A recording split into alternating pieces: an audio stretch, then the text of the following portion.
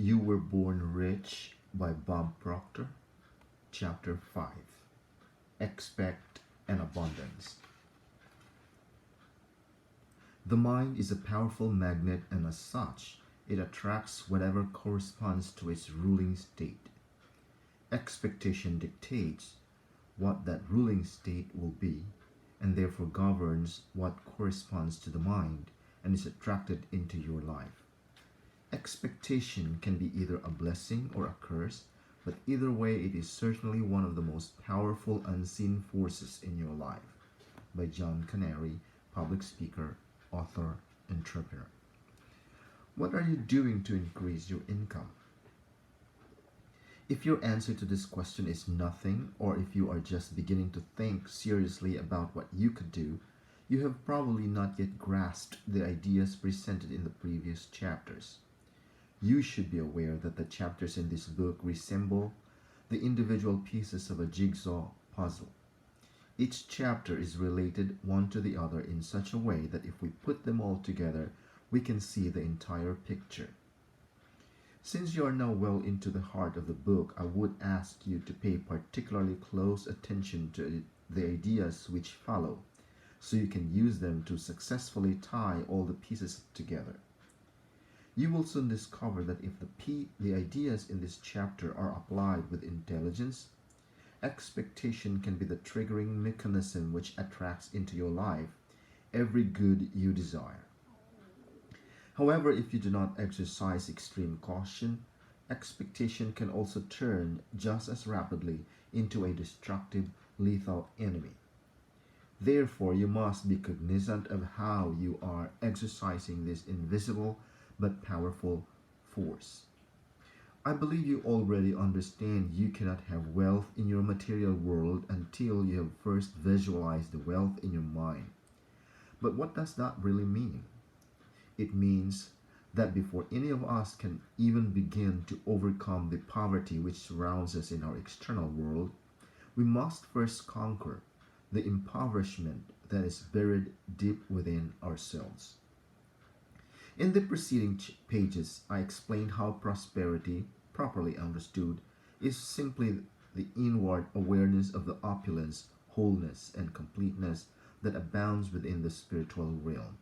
In other words, it is impossible to feel poor when you are conscious of being enveloped in the protective care of a loving God, universal spirit, or whatever else you may wish to call the spiritual center of our universe. Let me repeat, there never is and there never has been any lack of supply other than that which we have created for ourselves because of our own limited awareness. The light bulb tale. The following story should help underscore this great truth about your infinite source of supply. Visualize, if you will, a poor couple who have spent their entire lives living in the black waters of civilization. Then imagine them suddenly transported to a small village where, to their astonishment, they discover that their new home is being lighted by electricity. Since they have had no previous experience with that force, in fact have never had even seen any electric light before, they are completely mesmerized by the little 8-candle power electric bulbs which light their homes. Several months pass by, and eventually the couple start to regard the light bulbs as an accepted facet of modern life. However, one day a smooth talking salesman appears at their door, telling them their 8-candle power electric bulbs are no longer adequate for their needs. He tells them they should buy the new 60-candle powered bulbs which have just come on the market. Since the couple has now become slightly more adventuresome, they agree to let the salesman demonstrate his newfangled product. As soon as the new bulb is plugged in and the electricity turned on, the couple becomes transfixed once again. For not only does the new bulb emit a light, it actually illuminates the entire room.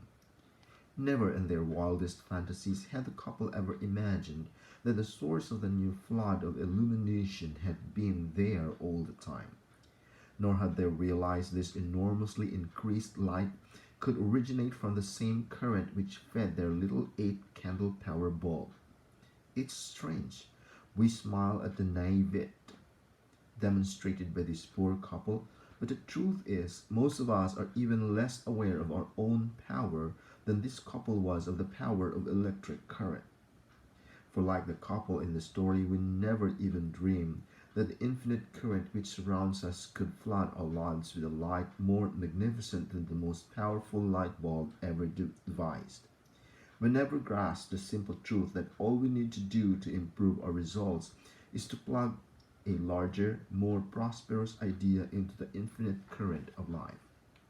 Instead, most of us strangle our supply with energy impoverished thoughts of doubt and fear, which entirely cut off the inflow of prosperity. I want to exhort you, therefore, to resolve to change your habitual pattern of thinking now. That's right, change it now, and remember, the stream of plenty always flows towards the open, expectant mind. You must understand you already have in substance, if not in physical form, everything necessary to produce prosperity in your material world. The two determining factors for you to attain the results you want are 1. Desire, and 2. Expectation. Up to this point, you might have been living the way the masses live their entire lives, simply because you are harboring the false assumption that desire is the only thing which you need to reach your goal. But you must understand, if you desire, or if your desire is not combined with the expectation that you will receive what you desire, you will find yourself continually frustrated and disappointed whenever you begin working toward any kind of material goal. When you cast your mind back over the experiences of your own life, you will soon realize that whenever you did reach a desired goal, you not only desired that goal, but you actually expected to attain it as well. Let me repeat. Desire without expectation is nothing more than wishful thinking, and as we have already pointed out, since the vast majority of people wish positive but expect negative, they seldom attain what they are after. This magnificent book, The Science of Getting Rich, the author Wallace D. Wattles gave us an excellent definition of desire. He said, desire is an effort of the unexpressed possibility within, seeking expression without through your action. In other words, your ideal, dream, or goal, this wealth you wish to see materialized, can only become a desire once it has been properly planted in the subconscious mind. However, once your desire has been firmly established, it is the expectant attitude which ensures that your goal or dream is not uprooted or replaced by any opposing or competing ideas. In an effort to help you kindle this expectant attitude toward real wealth, let us journey together through some of the preceding chapters in this book. As you will remember, we began by discussing money. We attempted to understand the true nature of money, and we arrived at the conclusion it is a useful, obedient servant. However, like all servants, we learned it is useful to us only when it is being employed. Therefore, we concluded, money must always be kept working or otherwise circulating. For if it is not, as we have already mentioned, it will become as useless as old newspapers stashed away in an attic. Next, we explore the idea relating to exactly how much money you want. You become aware of the fact it is necessary to be very specific about how much money you need to provide the things you want, to live in the style you choose. Once this figure had been decided upon, we then examine the importance of building the image of ourselves already in possession of this wealth on the screen of our conscious mind. We also talked briefly about the manner in which images are formed and the role they play in our lives. When we examine the idea of consciousness and how it was imperative to develop the prosperity which we seek in our mind first, before we can never attain it in our bank books, we learned how we had to bathe our subconscious minds in a concept of prosperity and how we had to see wealth as being already in our possession. In the chapter Let Go and Let God, we became aware we were co-creators. We became aware of how we had in our conscious mind the ability to choose any thoughts we wanted, to build any images which we chose to build. We then learned how we could turn that image over to our subconscious mind, the spiritual center of our being, and that part of us which takes any idea or image we give to it, then willingly accepts it and instantly begins to move it into physical form in our world. We discover that when we truly understand this creative process of life and our role in it, expectation becomes a natural mindset, regardless of how things might appear in our outside world or what others might be saying to us. We were told this absolute and unshakable faith or belief in the fact that our images are moved into form is essential if we are to become successful in our lives. We also gained an awareness that all of this will happen once we begin to see ourselves as non-physical entities encased in physical bodies. Once we realize our bodies are nothing other than the physical manifestation of our non-physical selves, we will understand they are obedient servant of our mind, and they move and have their being according to the vibratory rate of our minds. You must reach the stage in your mental development where you don't just believe that your image of material wealth will manifest in form, but you actually know it will. It is at that point you will begin to expect to receive any physical expression of your image of wealth. No one and no thing will be able to cause you to see in your mind anything but that. Always remember, the truth is not always in the appearance of things. An elderly, wealthy gentleman being interviewed by a newspaper reporter was asked at what point he became successful. His answer was, "I was successful when I was sleeping on a park bench because I knew where I was and I knew where I was going."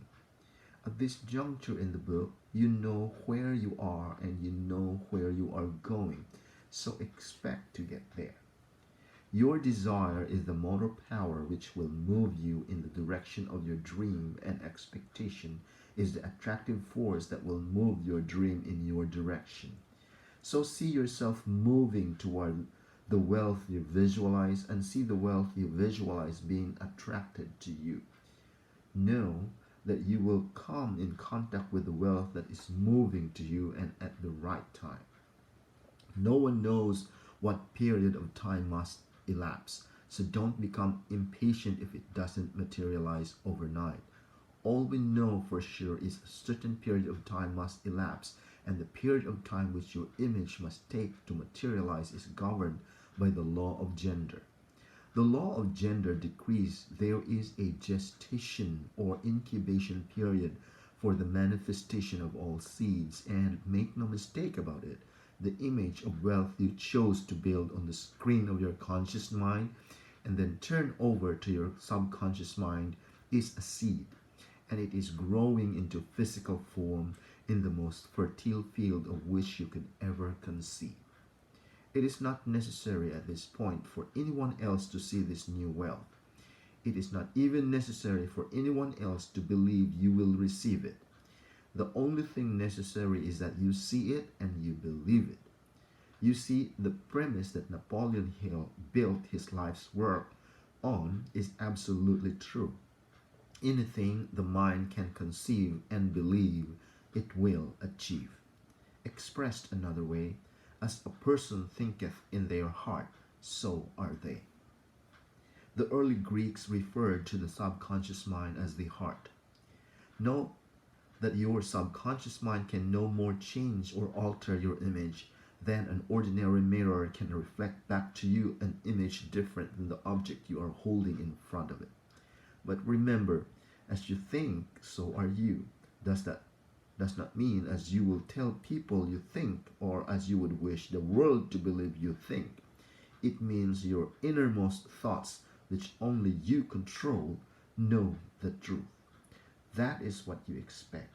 So that is what you attract, and that is what you will ultimately receive.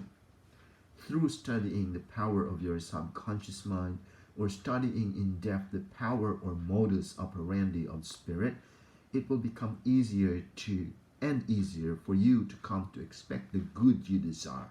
For all things are possible in spirit, because in its original state, spirit is a sensitive, unseen, creative substance whose sole purpose is expansion and fuller expression, in other words, growth.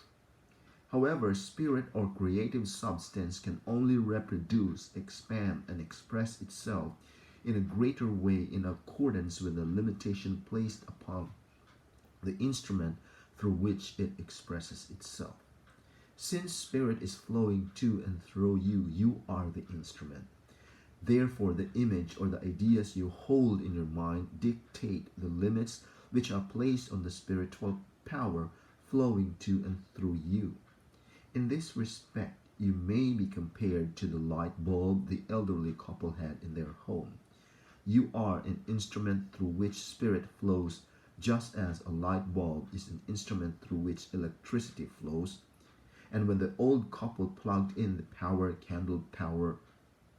bulbs, the electricity was limited in its expression by the power of the bulb.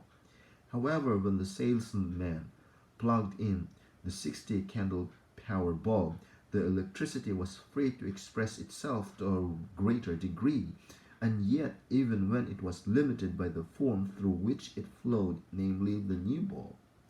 A 100 candle power bulb would have permitted an even greater expression, and so on and so forth. Therefore, if you held an image of poverty, that is what you will have seen expressed in your results or your material world. However, since you are now holding an image of prosperity, that is the image you will see expressed in your material world. The non-physical creative substance, which is spirit, flows to and through the seed and expresses itself in its polar opposite, physical form. As we have discussed on previous pages, the modus operandi of spirit is law, and, of course, the law of attraction is a cause, and growth or expansion is the effect. So keep visualizing yourself as a perfectly endowed spiritual instrument without limitations of any kind. For if you do, you will find it easy, in fact natural, to expect the good you desire. You will understand that doubt simply obstructs the unfoldment of your desire. So when you continually originate images of doubt, you know you will never see the materialization of the image you desire. Only the reproductive, creative spirit of life knows what you think until your thoughts become physical facts and materialize in your body and your affairs. Then, everyone with whom you come in contact may know, because the intelligent energy rewards you openly by reproducing your thoughts in physical form. As a man thinketh. As you think, that is what you become, should be kept in the forefront of our minds constantly. For when you expect something wonderful to happen, that is watching and praying without ceasing. At those times when we are not feeling quite up to par physically, or our mind is becoming clouded with doubt, we should realize it is time to pray with all the more conviction, or work at developing a stronger feeling of expectation. You must guard your mind constantly against doubt, because it is a crippling vibration. Whereas most of the preceding pages have been dedicated to the power of positive thoughts, namely the building of the image of prosperity, doubt is the flip side of the coin, i.e., negative thinking. And when you are entertaining doubts, what you are actually doing is creating images of the things you don't want. Moreover, justifying your doubt to yourself by originating reasons for it, like rationalizing, will do you absolutely no good. You cannot strike a bargain with your subconscious mind, because the subconscious has no sense of fairness, no sense of humor, and it cannot even determine what is good or what is bad for you. Every image just is to the subconscious mind. Therefore, your negative, worrisome, and doubtful images will be accepted just as quickly and as willingly as will your images of prosperity. The instant you become aware you are entertaining thoughts which create doubt, become quiet, start relaxing, and image yourself already in possession of the prosperity you desire. When you do this, you are altering the mental current which is flowing into your marvelous mind. Expect with all of your consciousness to receive your good in your material world. You think in secret and it comes to pass. Environment is but your looking glass. James Allen wrote those words 3/4 of a century ago, but they are still true today and they will always remain true in the future. So program your personal computer to expect good results, and that is exactly what you will receive. Pat, Pat and John's story. As I was writing these lines, I received a telephone call from a beautiful couple, Pat and John, whom I would definitely number among my close friends. They called to tell me they were moving into their new home the following Tuesday, and I was elated to hear this delightful news. You see, less than 2 months earlier, I spent approximately 5 hours talking with them about the image making concept and the awesome power of the expectant attitude. During the course of the conversation, I asked John what he wanted more than anything else in the world, and after a long period of silence, he looked me squarely in the eye and said, I would like Pat, Tony, Pat's daughter, and me to be in a house of our own by Christmas, and I would like my son to spend Christmas Day with us. Although John's son lives with his mother, he and John have a very warm relationship. I then asked him why he didn't just go out and make his dream become a reality. He replied he couldn't because he lacked the money to do so, and then had the audacity to remind John that all things are possible for those who believe, and therefore he definitely could make his dream come true. Perhaps he just didn't know how to go about doing it. The three of us then spent about an hour discussing the kind of house they wanted until we all had a very clear image of their dream home etched upon the screens of our minds. We talked about expectations, and I explained to them that many good things would begin to happen for them the instant that they began to expect to be in the house for Christmas.